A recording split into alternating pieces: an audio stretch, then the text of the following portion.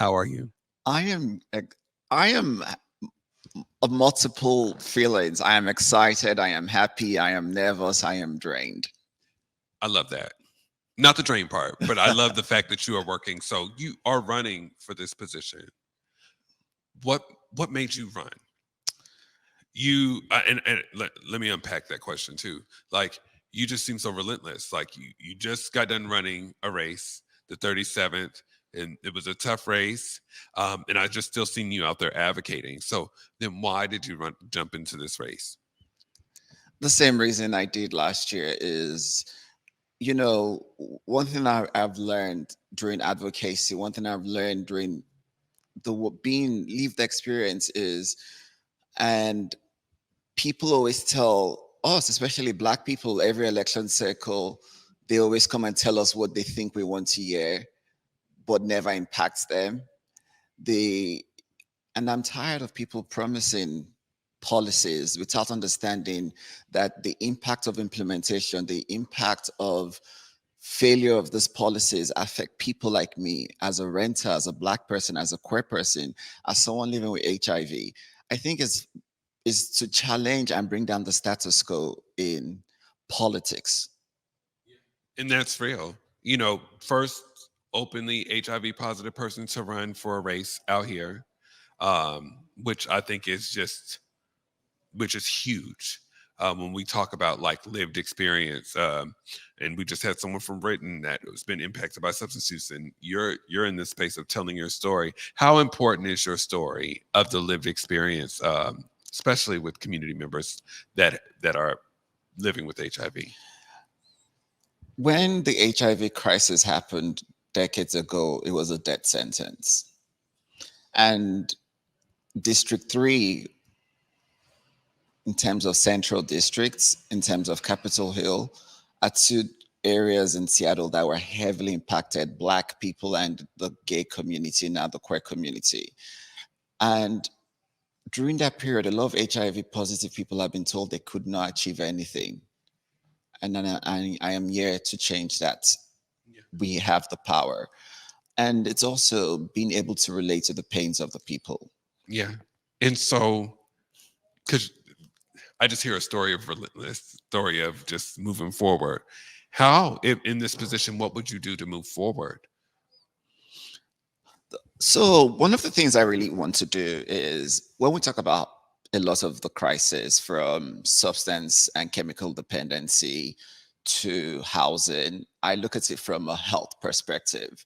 And also, I see the resources that are available for people living with HIV, and I also see the resources that healthcare workers could bring. So, I look at moving forward, we need to think about policies from an empathetic perspective and involve the right people, involve lived experience, involve health workers.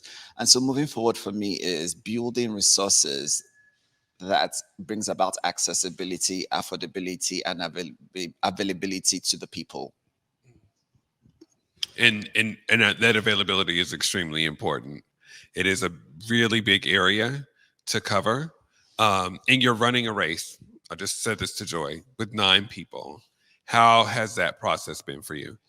It's been amazing, because one of the things about running the race is you learn about the people you're running with. Some people you learn from them and also modify your language because they have very good ideas. Some people you worry about them as representatives because you see them changing their stories to suit to fit in. Um, I've liked the experience because I've gained some friends in this race, but I've also learned about areas I'm not an expertise about from other people running this race. See, I love that. And see, and literally, we were just talking. I don't know if you heard, but Joy was just singing your praises, and I see y'all.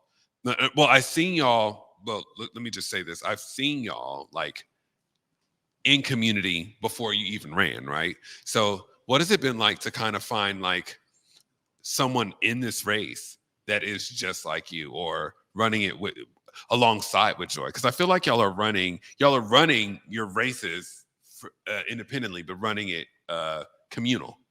Yeah, Joy is someone that I can relate to as a Black queer person.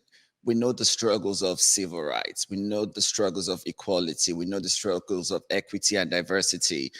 We might, we've both been affected by homophobia and racism. And that is something that creates a bond. There might be aspects of our policies that might differ, but the end result, and we've spoken, is we care about the people we want to represent, not just because we want to bring about policies, but because we know about the impact and the implementation. We've seen communities like ours, the Black community, the queer community, losing because we don't have the right representation. And Joy is someone that I am glad to create a bond with in this race. I love that. So here we are. Tomorrow's the day. You only got, like, at this point, we got less than 24 hours. I would like for you to look into that Media Matters camera and just act and have your call to action. I am running a race for the people, by the people, and with the people. This is a race where lived experience with implementation and impact is very important. I would like your support because voting for me is bringing your voice to the table. We need to take down the status quo and ensure the voices of the impacted are at the table and making the right decisions for us. So please go out to vote. More information on my website, andrewforseattle.com. Also, my Instagram, same thing, Andrew Ashiofu Day 3. Facebook, Friends for Andrew.